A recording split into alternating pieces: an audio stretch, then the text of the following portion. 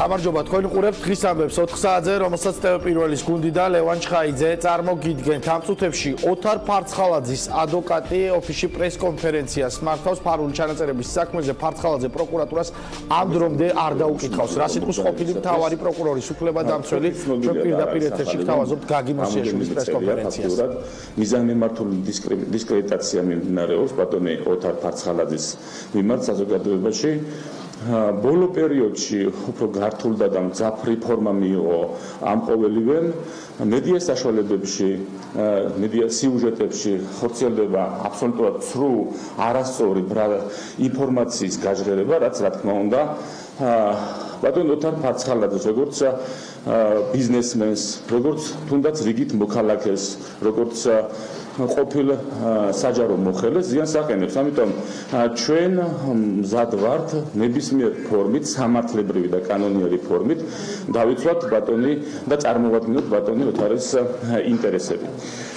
თქვენ იცით რომ მიუხედავად იმისა, რომ საკითხის აბსურდულობიდან გამომდინარე, რაც რეალურად ამ ბოლო პერიოდში ვრცელდება, საჭიროდ კი არ არის კომენტარის გაკეთება, თუმცა იმის გათვალისწინებით, რომ ჩვენ ღია ვართ საზოგადოებისთვის, თქვენთვის, მედიისთვის, მიზანშეწონილად ვთვლით, რომ წარმოგიდგინოთ დოკუმენტარულად დადასტურებული ის მტკიცებულებები, რომელიც რეალურად ფარდას ახდის და გამოაშკარებს იმ ცილისწამებლურ გარემოებებს, რაც ვრცელდება ბატონი ოთარის მიმართ. აი თუნდაც რომ ავიღოთ სიუჟეტი, სადაც საცხოვრებელ სახლთან დაკავშირებით არის წარმოდგენილი. ამ კონკრეტულ თემასთან დაკავშირებით შინაარსობრივად რომ შევეხოთ, აუცილებელი არის სამ ძირითად კითხვაზე გავცეთ პასუხი.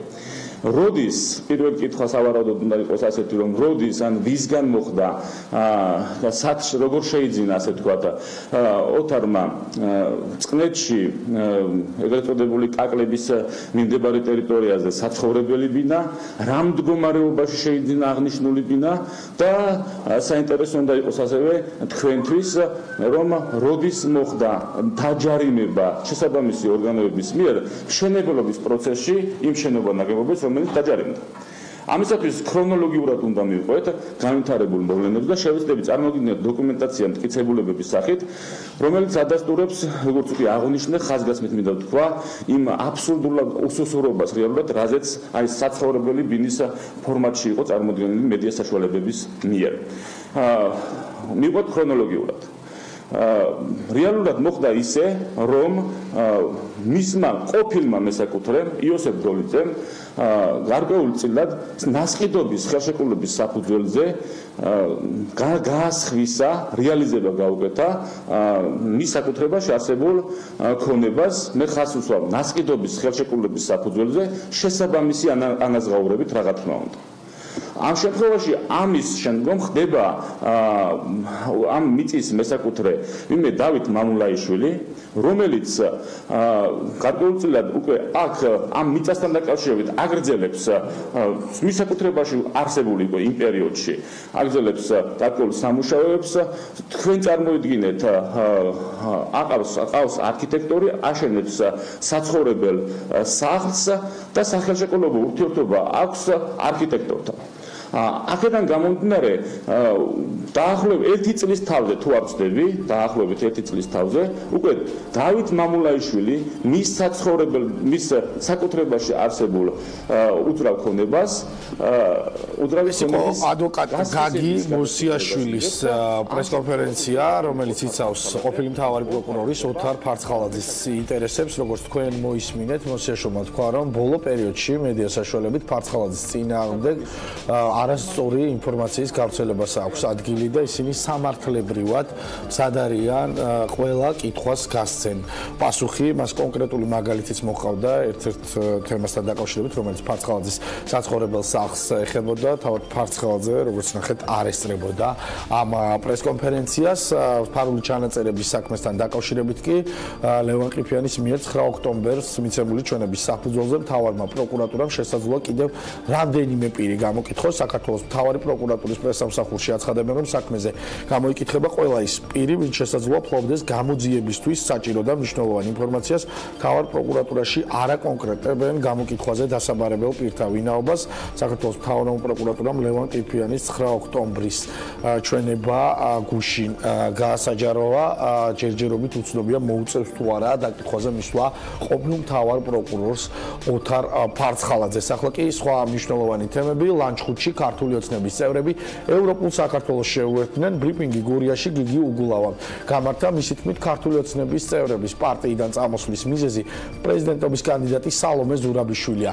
გიგი უგულავა არის ახლა ლანჩხუთიდან პირდაპირ ეთერში ჩვენი სტუმარი. მოგესალმებით ბატონო გიგი, თქვენ ცოტა ხნის წინ გქონდათ ბრიფინგი, სადაც ქართული ოცნების უკვე ყოფილ წევრებთან ერთად საუბრობდით მათი წამოსვლის მიზეზებზე.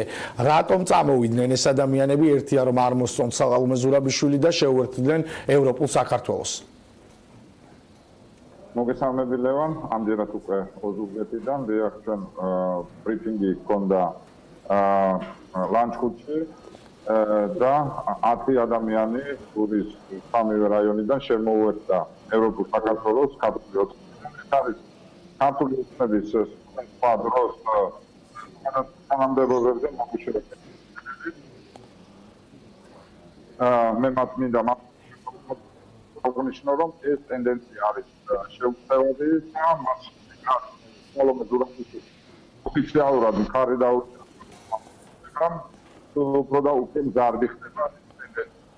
ეს ადამიანები დიდი ხნის განმავლობაში, მათ შორის შიგნით კავშირებაში უკრავდებოდნენ ადგილებზე კორუფციას, ნეპოტიზმს და იმჭაობს. ქართული ოცნების მმართველობის ყველა განსაკუთრებით რეგიონები, მაგრამ ზურაბიშვილის არჩევა უკვე არჩევა პარტიის კანდიდატად იყო წითელი ხაზი, ძალიან ბევრი ადამიანი. საქართველოს რაიონში პირად მიმართავს ქართული ოცნების ნებისმიერ წარმომადგენელს, მეგობრებო, დადგა ის მომენტი, რომ ჩვენი საქციელი ჩვენვე თავს საკუთარ სინდისთან მომოუწევთ პრობლემები და საკუთარ სინდისთან მოხდეს ანგარიშვალდებულება. ამით ვფიქრობ, რომ ძალიან ბევრი ადამიანი უბრალოდ შეუძლებელი წარმოიდგინოს, რომ სალომე ზურაბიშვილის მითხრა ხმა ღიად გამოთქვას პროტესტს, ღიად იწვის არა სალომე ზურაბიშვილს, მიუხედავად იმ მყარი კავშირის რაც იმ ადამიანს აკავშირებდა გადადგამს იმ ნაბიჯს. ქართულმა ოცნებამ სალომე ზურაბიშვილის მყარი მიიღო აბსოლუტურად პასუხისმგებელი განათლება, ამით მან უბრალოდ ძალიან ბევრ თავის მომწევს. დღეს პრაქტიკულად არასდროს სადაც არ იყოს აუზაური და მიუღებლობა სრული სალომე ზურაბიშვილის კანდიდატის მიმართ. ბევრ ადამიანს უბრალოდ არის იმიტომ მაგზა არ აქვს დაკარგვის შიში უწევს მუშაობა. მე მინდა ყოველ მათგან მოვუწოდოთ აბსოლუტურად სხვადასხვა მატერიალი ხავით აქამდე ბრძოლის, მაგრამ დღეს როდესაც წითელი ხაზი გადაკვეთილია, როდესაც ბატონ გიგი, სხვა რეგიონებიდანაც ხომარელოდებით, რომ ქართული ოცნების აქტივისტები უახლოეს დღეებში არჩევნებამდე შემოგიერთდებიან ამავე საფუძვლით, რომ არ მოსწონთ სალომე ზურაბიშვილის კანდიდატურა. აბსოლუტურად მართალი ბრძანდებით ლევან, მე ვაპირებ დავიარო საქართველოს ყველა რეგიონი ამ მომდევნო 2 კვირის განმავლობაში და საზოგადოებას ვაუწყო და გავაცნო ის გაბედული ადამიანები, იმიტომ რომ ხას უსვამ, მათზე მიმდინარეობს ზეწოლა, მათ უკავშირდებიან სუსიდან, მათ უკავშირდებიან საერთო ახლობლებს არ ეკნებენ, გამგეობიდან, ასე შემდეგ, აშინებენ ანსაფურიდან გაგდებით, გაგდებით, ამიტომ ეს არ არის ადვილი პროცესი, მაგრამ ამიტომ მართალი ბრძანდებით, სიმართლე, სიმტკიცე გაცილებით უფრო მეტია, საკუთარი სამშობლოს მიმართ სიყვარული გაცილებით უფრო მეტია და ისევე მიუხედავად ჩვენი ბევრი განსხვავებისა, დღეს ადამიანები ვნახე, რომლებიც ეს ვთქვათ, პირად პოლემიკაში და ბრძოლაში იყვნენ ჩემთან პირადად შემოსული და მე ეს გაცილებით მახარებს, იმიტომ რომ დღეს ჩვენი ერთობა უფრო მყარია, იმიტომ რომ ეკუთვნება ამ ქვეყნის სიყვარულს და ამ ქვეყნის მომავლისადმი ერთიან ხედავს, რომ სალომე ზურაბიშვილის პრეზიდენტობა იქნება პოლიტიკური სილეხი და ხარაკტერი ჩვენი ქვეყნის.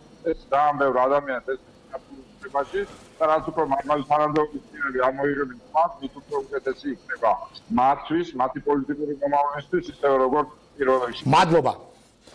მადლობა ევროპული საქართველოს ერთ-ერთ ლიდერს გიგი უგულავას, რომელიც ჩვენი სტუმარი იყო ოზურგეთიდან, სალომე ზურაბიშვილის ძველი ახალი განცხადება ხელისუფლების მიერ მხარდაჭერილი საპრეზიდენტო კანდიდატი 2012 წელს ქართული ოცნების გამარჯვებიდან 8 დღის შემდეგ Facebook-ის პირად გვერდზე ხელისუფლებას რეკომენდაციებს აძლევდა და თავის ოცნებებს წერდა, რომელშიც ვკითხულობთ.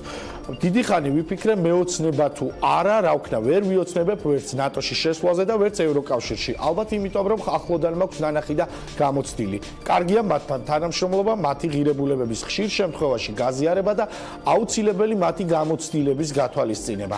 მაგრამ საოცნებოდ მე ვხედავ საქართველოს, რომელიც დაიბრუნებს კავკასიაში თავის სახეს და თავის როლს როგორც გამაერთიანებლის, დამაწნარებლის და წამყვანს თანამედროვეობისკენ. მალე გაგვემართოს ტრანსკავკასიური ოლიმპიური თამაშები, რომელშიც ყველა კავკასიური ხალხის მონაწილეობით იქნება ჩატარებული ეს ასპარეზობა. ამას წერდა სალომე ზურაბიშვილი 2012 წლის 9 ოქტომბერს და საინტერესოა როგორია ქართული ოცნების წევრების დამოკიდებულება მის აი ამ ოცნებაზე, რომ ის ვერ იოცნებებს ვერც ნატოში და ვერც ევროკავშირში საქართველოს გაწევრიანებაზე. ქართული ოცნების საპარლამენტო გუნდის წევრი რატი იონათამიშვილი არის ახლა ჩვენთან ერთად. მოგესალმებით ბატონო რატი, მადლობა რომ პასუხობთ ჩვენს კითხვებს. კიდევ ერთი განცხადება, რომელიც სალომე ზურაბიშვილს გაუხსენეს, დღეს გავრცელდა ეს სოციალური ქსელით. რა სიტყვით თქვენ აი სალომე ზურაბიშვილის ამოცნებაზე, რომელზეც ის წერდა 2012 წლის 9 ოქტომბერს თავის პირად გვერდზე სოციალურ ქსელში? მოგესალმები ლევან, მივესალმები თქვენს მაყურებელს. პირველ რიგში მინდა გამოვეხმაურო იმ ბრიფინგს, რომელზეც ჩემს წინ იყო თქვენთან საუბარი და მე ვუპასუხებ თქვენის ნებართვით ამ პასუხს. თუ შეიძლება ამ კითხვაზე ვიპასუხოთ და ამ თემას აუცილებლად დაუბრუნდებით, ბატონო რატი. აუცილებლად უნდა დაუბრუნდეთ. აუცილებლად ისმენთ. თქვენთვის პირადად მისაღებია, როდესაც თქვენი გუნდის მიერ მხარდაჭერილი კანდიდატი 2012 წელს თავის პირად გვერდზე გარკვევით წერდა, რომ ვერ იოცნებებს ვერც ნატოში და ვერც ევროკავშირში საქართველოს გაწევრიანებას. ძალიან გულახდილად მინდა გიპასუხო და ნამდვილად დაგიდასტურო და გითხრათ, რომ ოცისად შენ ხარ პოლიტიკაში და შენ გაქვს ძალიან მაღალი პასუხისმგებლობა, ოცნება შენი იარაღი ამ შემთხვევაში არ არის. ოცნების ადგილი კარგია, ალბათ ძილის წინ, როდესაც ჩვენთან თამარტორჩებით, მაგრამ როდესაც ჩვენ ვიღვიწევთ და ვდგებითი პასუხისმგებლობის წინაშე, ასე ჩვენი ქვეყნის განვითარება სჭირდება, ჩვენ ოცნების ნაცვლად ქმედითი ნაბიჯები და კონკრეტული ღონისძიებების გატარება გვჭირდება. ის რომ ჩვენი ქვეყნის ევროატლანტიკური და დასავლეთის ღირებულებებისკენ და ინტეგრაციის გზა არის უპირობო და ცალსახა, ეს არაერთხელ დაგვიდასტურებია, ცხადია და ჩვენ ყველაფერს ვაკეთებთ ამისთვის და მე ვფიქრობ, რომ საქართველოს ესე ახლო საქამდე არასდროს არ ყოფილა ევროინტეგრაციის გზაზე. ეს არის ჩვენი მონოპოვარი ჩვენს ხალხთან ერთად და ამ გზას ჩვენ კიდევ უფრო დიდი ტემპებით და უფრო მეტი პასუხისმგებლობით და უფრო ძლიერი გადაწყვეტილებებით უზრუნველყოფთ იმას, რომ იქნეს მიღწეული. თუმცა თქვენს მიერ მხარდაჭერილი საპრეზიდენტო კანდიდატი როგორ უპასუხებდით ამას? ეს არის მიუღებელია თქვენთვის ეს, როდესაც თქვენ თვითონვე აღნიშნეთ, რომ ქართული ოცნების ხელისუფლების ლიდერები და წარმომადგენლები მუდმივად აღიქვამენ, რომ ევროკავშირი და ნატო არის ქვეყნის პრიორიტეტი და ეს არის მთავარი გასავალი საქართველოს. ლევან, ინტერპრეტაცია მე არ მინდა რომ ეს განცხადება, რომელიც თქვენ ახლა წაიკითხეთ, ინტერპრეტაციების წავიყვანოთ ასევე, აქ იყო ლაპარაკი. არა, ბატონო რატი, მე არა, ბატონო რატი. მე არ ვახდენ ინტერპრეტაციას, მას ჩამოწერილი აქვს თავისი 10 ოცნება და მე-9 ოცნება იწყება ასე. ზუსტად ამას ვიმეორებ, 2012 წელი გავიხსენოთ ჩვენ. 2012 წელი გავიხსენოთ ჩვენ 2012 წელს ბევრად უფრო უკან იყო საქართველოს ევროინტეგრაციის გზაზე ვიდრე 2003 ანუ თუნდაც 2004 წელს. ეს იყო ის რეალური მოცემულობა, რაც არსებობდა ამ პერიოდში. აქედან გამომდინარე ჩვენ ოდესაც ბატონო ეს გასაგებია და მესმის. მე უბრალოდ გეკითხებით თქვენი გუნდის მიერ მხარდაჭერილი საპრეზიდენტო კანდიდატი, როდესაც ამას ამბობს, თო, თქვენთვის ეს მისაღებია თუ არ არის მისაღები? ბატონო კიდევ ერთხელ პასუხობ ზუსტად ამასთან დაკავშირებით რომ მისაღებია რომ ჩვენ გვაქვს პასუხისმგებლობა და ოცნებების დრო არ იყო იმიტომ რომ ქონდა ისეთი გამოწვევები გადასაჭრელი ასაც ქმედითი ნაბიჯები სჭირდებოდა და სწორედ ეს სულისკვეთება იგრძნობა ქალბატონის სალომეს ამ განცხადებაში რომლის ციტირებაც ეხლა თქვენ მოახდინეთ რა სულისკვეთება იგრძნობა ბატონო მოახდინეთ ამ განცხადებაში რა სულისკვეთება ქმედითი ნაბიჯები არის გადასადგმელი ის ქმედითი ნაბიჯები არის გადასადგმელი რომ მივახციოთ იმ მიზანს რა მიზანიც გვაქვს ჩვენ დასახულებული მაშინ მე კიდევ ერთხელ უნდა წავიკითხო სალომე ზურაბიშვილის განცხადებიდან აი ეს მეცხრე ოცნება კიდევ ერთხელ წავიკითხავ და დავაზუსტებ დიდი ხანი ვიფიქრე მეოცნება თუ არა რა ვქნა ვერ ვიოცნებებ ვერც ნატოში შესვლაზე და ვერც ევროკავშირში ალბათ იმიტომ რომ ახლოდან მაქვს ნანახი და გამოცდილი კარგია მათთან თანამშრომლობა, მათი ღირებულებების ხშირ შემთხვევაში გაზიარება და აუცილებელია მათი გამოცდილების გათვალისწინება. მაგრამ საოცნებოდ მე ვხედავ საქართველოს, რომელიც დაიბრუნებს კავკასიაში თავის სახეს და თავის როლს, როგორც გამაერთიანებელს, დამაწყნარებელს და წამყვანს თანამედროვეობისკენ. მალე გაგვემართოს ტრანსკავკასიური ოლიმპიური თამაშები, რომელშიც ყველა კავკასიური ხალხის მონაწილეობით შედგება. აი ეს წერია მის მეცხრე ოცნებაში და აქ თუ შეიძლება მითხარით სადიზიარებს ამ განცხადებაში სალომე ზურაბიშვილი თქვენი გუნდის პათოსს რომ ევროკავშირი და ნატო არის საქართველოსთვის გადარჩენის მთავარი გზა. მაშინ შემოგიბრუნებთ კითხვას და დაგისვათაცეთ კითხვას რომ სადხედავთ რომ ამ განცხადებაში ამბობდეს ქალბატონის სალომე ზურაბიშვილი რომ საქართველოს არ უნდა დაადგეს ევროატლანტიკურ გზას. ის ამას ნამდვილად არ ამბობს, მაგრამ გვეუბნება სწორედ იმას რომ მას აქვს შესაბამისი გამოცდილება და ძალიან დიდი შრომა, ძალიან ქმედითი ნაბიჯების გადადგმა არის საჭირო იმისთვის რომ საქართველოს დაუახლოვდეს. ბატონო რატი, ის ამბობს რომ მას აქვს გამოცდილება, ნანახი აქვს რომ ეს არ არის კარგი და იმიტომ არ ოცნებობს. ამას წერს სალომე. ეს არ არის მარტივი, დიახ, ნამდვილად, არა ლევან, აი ძალიან გთხოვთ, ეს არ არის კარგი.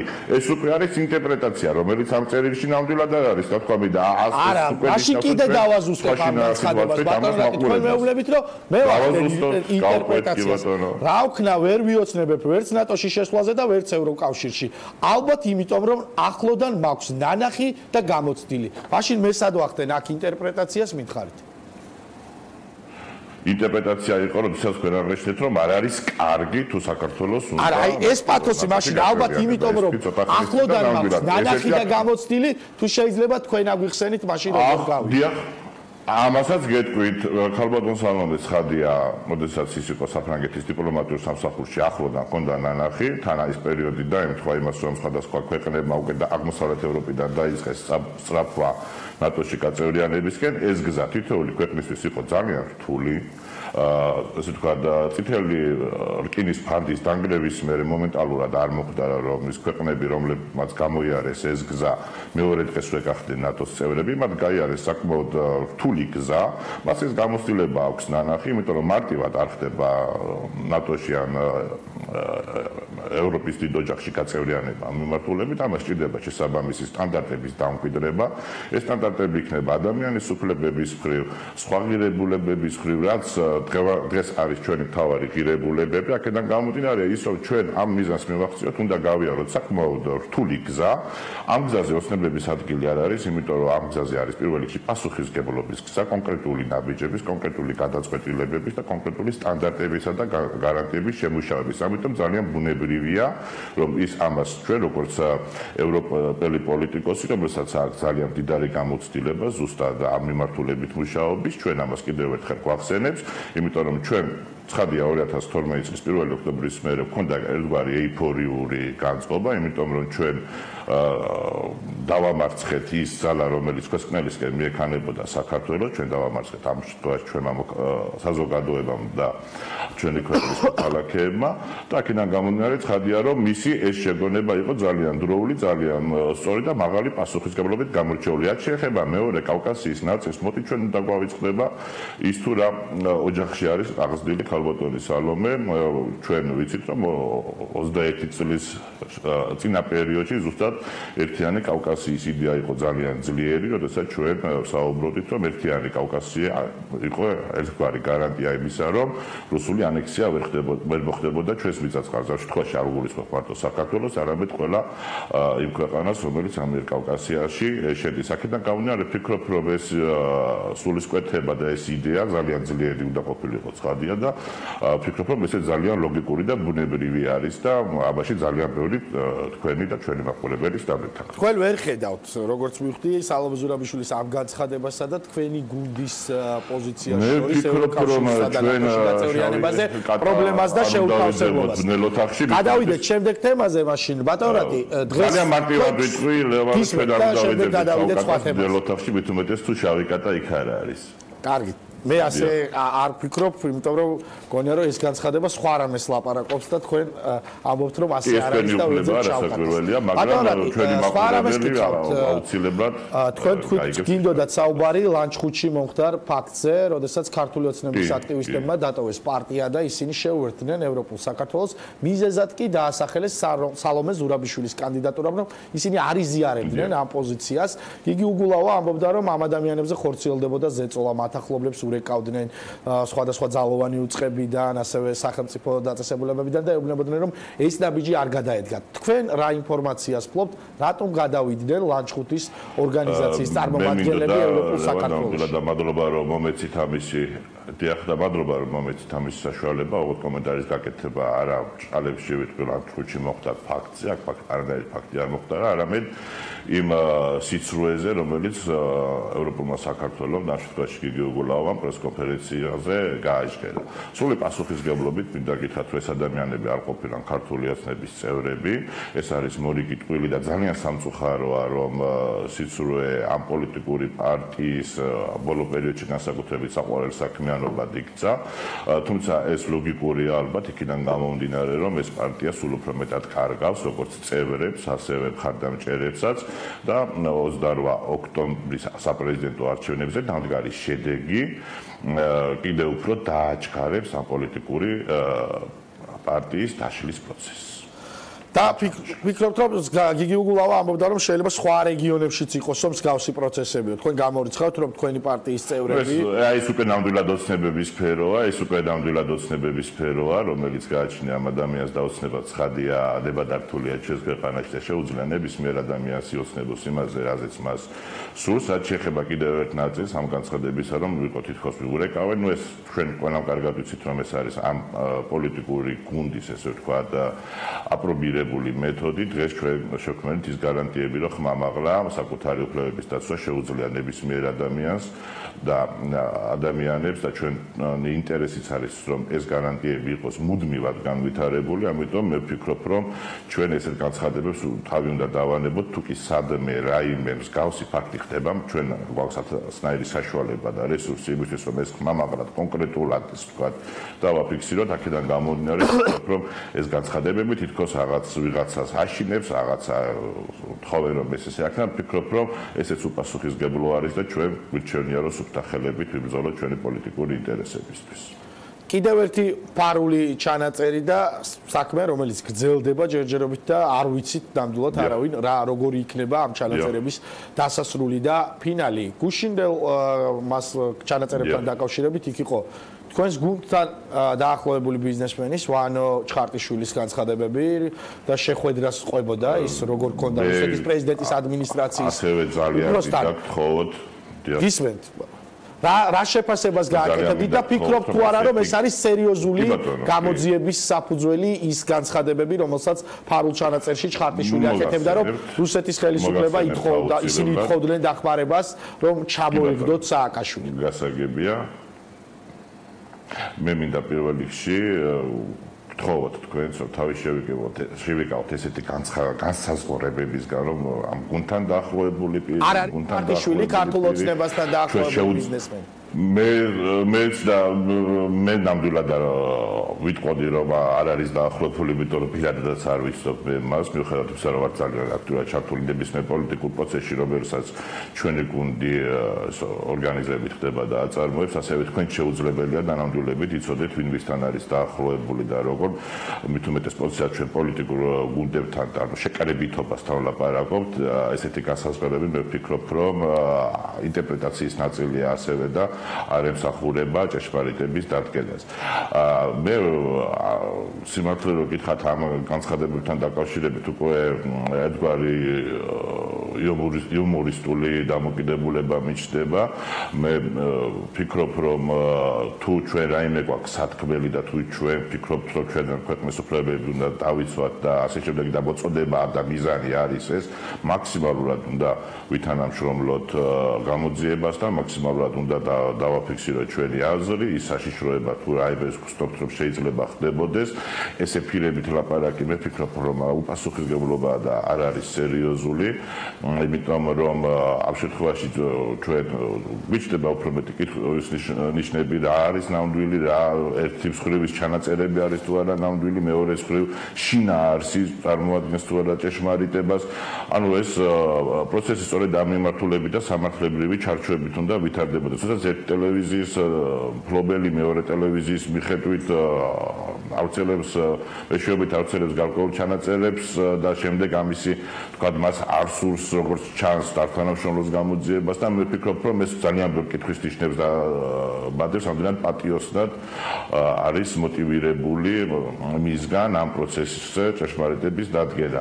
აქედან გამომდინარე ვფიქრობ, რომ ეს მართლაც სხვა ჟანრში გადადის, ვიდრე ამას პოლიტიკა და სამოქალაქო ინტერესი ჰქვია, სულად სხვა ჟანრის წარმოადგენს, რაც უფრო იუმორისტულ და არასერიოზულ დამოკიდებულების საფუძველს მაძლევს.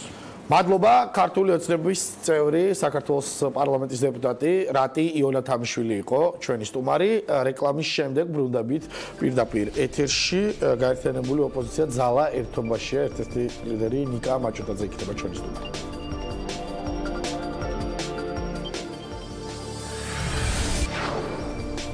ამ თუთებში ოთარ ფარცხალაძის ადვოკატი გაგი მოსიაშვილი აკეთებს განცხადებას, ის ატარებდა პრესკონფერენციაში, ჩვენ ნაწილი პირდაპირ ეთერში შემოგთავაზეთ და როგორც მათყობინებენ, მან ისაუბრა ფარცხალაძე ყიფიანის ურთიერთობაზე, ზუსტად რა განაცხადა ამის შესახებ გაგი მოსიაშვილმა, ამას ჩვენ რამდენიმე წუთში შემოგთავაზებთ. მანამდე კი ჩვენი სტუმარი არის გაერთიანებული ოპოზიცია ძალა ერთობაშია, ერთ-ერთი წევრი ნიკოლოზ ბაჭუტაძე. მოგესალმებით.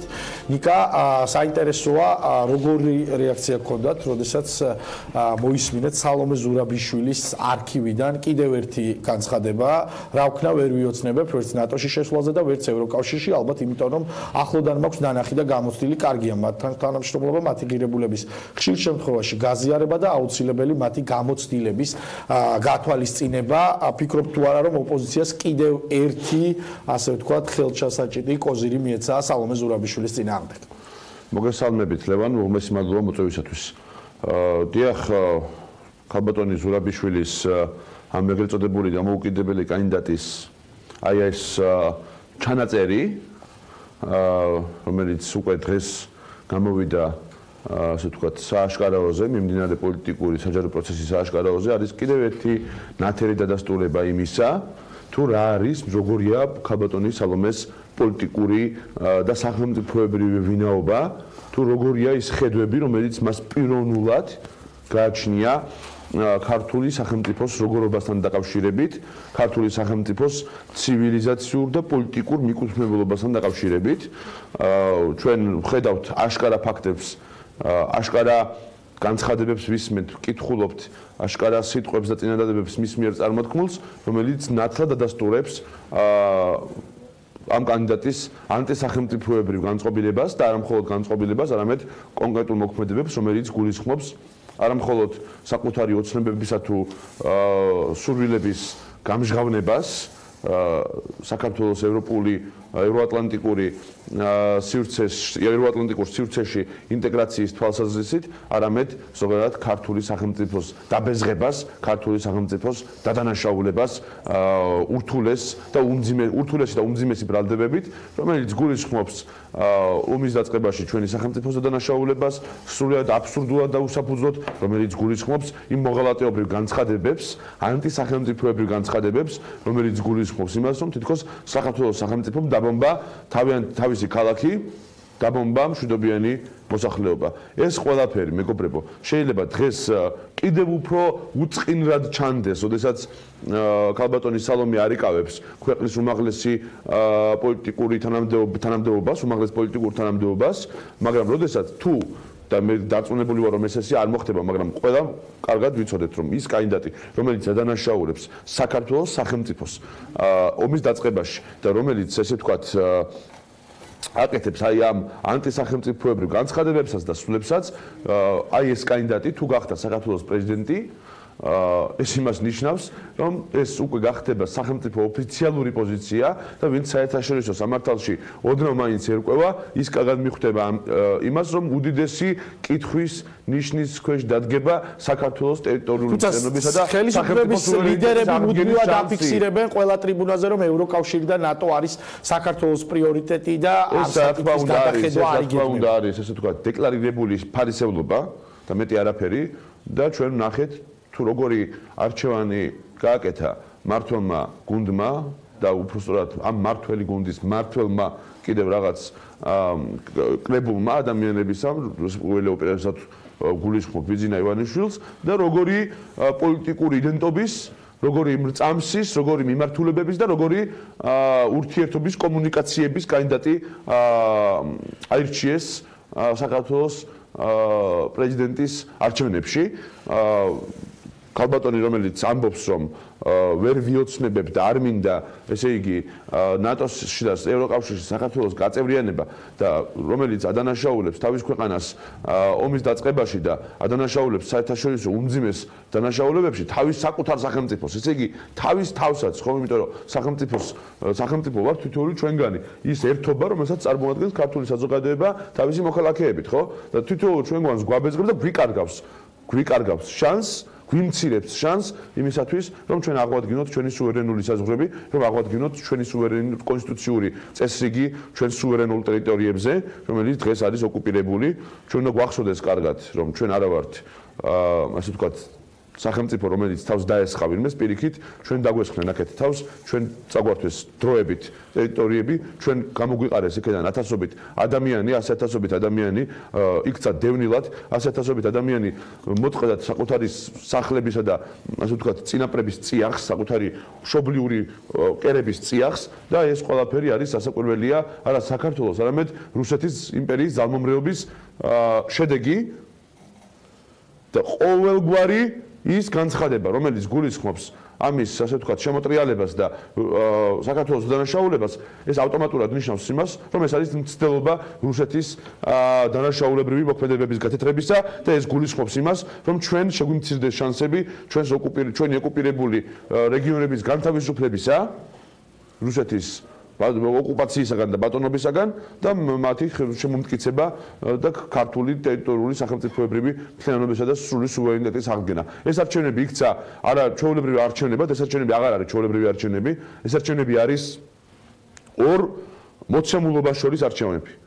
ეს არჩევნები აღარ არის უკვე ისეთი არჩევნები მხოლოდ, რომელიც გულისხმობს რომელიმე ერთ კონკრეტულ თანამდებობაზე, რომელიმე პირის გამწესებას. არავითარ შემთხვევაში. რა არჩევნებია მაშინ? აქ არის არჩევნები კონსტიტუციურობას და ანტიკონსტიტუციურობას შორის. სახელმწიფოებრივ შეგნებას და ქმედებას და ანტისახელმწიფოებრივ აზროვნებას და მოქმედებას შორის. აქ არის არჩევნები თავისუფლებისა და ანტითავისუფლებას შორის. აქ არის არჩევნები სახელმწიფო სუვერენიტეტის დაცვის და მის მოშლას შორის.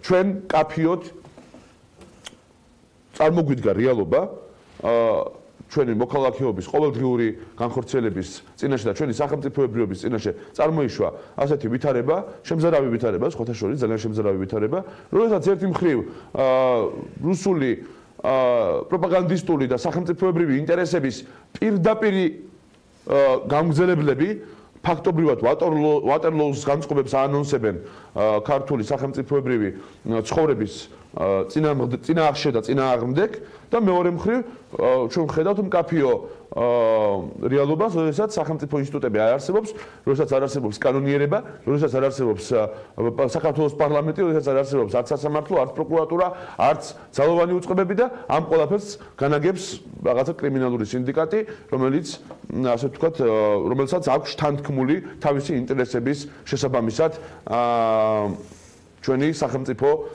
ინსტიტუტები და დემოკრატიული და საზოგადოებრივი ინსტიტუტები და ახორციელებენ ყოველდღიურ შეტევას. თუ მოახლოებულ არჩევნებზე, ბატონიკა, დააკვირდით, ოპოზიციას არ ექნება ისეთი შედეგი, როგორცაც აანონსებთ, რომ გაიმარჯვებთ, მაშინ როგორ აღიქვამთ ამ მომრჩევლისგან აი ამ პასუხს? საქართველოს მოქალაქეები შეუძლებელია ისე იყოს მომწყდარი საკუთარ სახელმწიფო და საკუთარ ეროვნულ ინტერესებს და მომავლის ინტერესებს, რომ დაუჭიროს მხარი იმ კანდიდატს, რომელიც ერთი მხრივ გვთავაზობს ჩვენ ივანიშვილის ძალაუფლების უფრო მეტ გამტკიცებას, ერთი მხრივ, მეორე მხრივ გვთავაზობს აი ამ კრიმინალური სინდიკატის ხელშეუხებლობის გარანტიებს და მესამე მხრივ გვთავაზობს რუსული ინტერესების ჩაბეტონებას და გამტკიცებას საქართველოს სახელმწიფო ინსტიტუციური პოლიტიკური სინამდვილის და პროცესის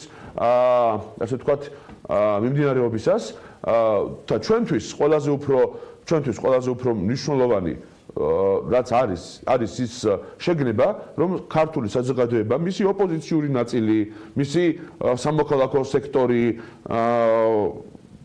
თავიანთ პარტნიორებთან დასავლურ დემოკრატიულ ცივილიზაციასთან ერთად არ დაუშვებს იმას, რომ არჩევნები იქნას გაყალბებული და ყოველი ასეთი მცდელობა აღიკვეთება როგორც საერთაშორისო პარტნიორების, ისე ქართული ხალხის და ქართული საზოგადოების და მისი ასე ვთქვათ ნამდვილი ოპოზიციური ძალების მიერ იმ ფარგლებში, რა ფარგლებით შეიძლება მოიცავდეს საერთაშორისო სამართალი, საქართველოს კონსტიტუციური ჩარჩოები და ფარგლები, კანონიერების ფარგლები. ლევან, დავასრულებდი თუ მოკლედ საშუალებას. მე დავასრულებ იმ ასე ვთქვათ დაწყებულ აზრს, რომ მე მინდა რომ ყველას ესმოდეს თუ როგორი განსაცდელი შეიძლება ჩვენს წინაშე უფრო შემზარავად ასე ვთქვათ დადგეს თუ ჩვენ დავუშვით აი ამ ეგრეთ წოდებული კანდიდატის გამარჯვება.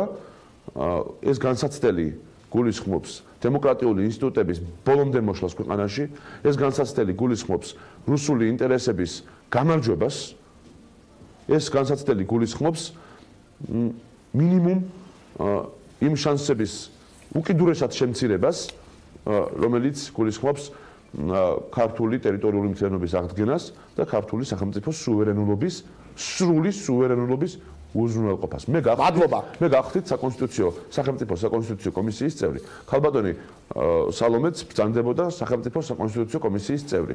და მაშინ, როდესაც მთელი ქართული საზოგადოება ივანიშვილის და მისი მორჩილი აგრესიული საპარლამენტო უმრავლესობის წინააღმდეგ ვიბრძოდით იმისათვის, რომ შეგვენარჩუნებინა ქართული ხალხისათვის საკუთარი სახელმწიფოს, საკუთარი პრეზიდენტის, უმაღლესი მთავარსარდლის არჩევის უფლება და შეგვენარჩუნებინა ეს უმნიშვნელოვანესი პოლიტიკური და დემოკრატიული და სახელმწიფო ტრადიცია, ხომ? მაშინ ქალბატონი ზურაბიშვილი მხარს უჭერდა ამ ეგრეთ წოდებულ ანტიკონსტიტუციურ ცვლილებებს, რომელიც განახორციელა ივანიშვილის რეჟიმმა. მას არ აქვს არავითარი უფლება იმის შემდეგ, რაც მან მხარი დაუჭირა ქართული ხალხისათვის პრეზიდენტის არჩევის უფლების ჩამორთმევას. მას არ აქვს არავითარი უფლება, რომ ის თხოვდეს საქართველოს მოქალაქეებს დობის გამოცხადებას და იკავებდეს არა მხოლოდ პრეზიდენტის, არათუ პრეზიდენტის, თვით საპრეზიდენტო კანდიდატის მადლობა ბაჭუტაძეს, რომელიც იყო ჩვენი სტუმარი. ახლა სანამ დავასრულებთ ეთერს, შემოგთავაზებთ განცხადებას, რომელიც ოთარ ფარცხალაძის ადვოკატმა გაგი მოსიაშვილმა რამდენიმე წუთის წინ პრესკონფერენციაზე გააკეთა. შემთხვევაში თუ პროცესის წარმოებელი ორგანო ჩათვლის საჭიროდ და ექნება კითხვები, ჩვენ ეხლაც გიდასტურებთ მზაობას, რომ გარკვეული სახის ურთიერთობა, თანამშრომლობა, ურთიერთთანამშრომლობის რეჟიმში ჩვენ მზად ვართ, რომ გამოძიების ნებისმიერ კითხვას გავცეთ პასუხი. ვადასტურებთ იმ ინფორმაციას, რომელიც გავრცელდა ეფიანის მხრიდან, რაც შეეხება კონკრეტულ შემთხვევაში მეგობრები, რომ ერთმანეთთან რეკავენ, თუნდაც სატელეფონო ზარები ერთმანეთთან აქვთ და ერთმანეთთან გარკვეული კომუნიკაცია არსებობს, ეს არ ახალია. ისინი მეგობრები იყვნენ, ისინი იყვნენ ერთი, ასე ვთქვათ, ერთ სამეგობრო ურთიერთობაში იმყოფებოდნენ და დღესაც ისინი მეგობრულ ურთიერთობაში იმყოფებიან. მადლობა იმისთვის რომ იყავით ჩვენთან ერთად. დღის ამბები 4 საათზე ამით დასრულებულია. ზუსტად 17 საათზე ტელევიზიის ეთერში თქვენგელით საინფორმაციო გამოშვება ეთუნა. ინსპიროებთან საღამოს 20 საათზე კი პოლიტიკური ტოქ-შოუ რეაქცია. მე ხვალამდე გემშვიდობებით.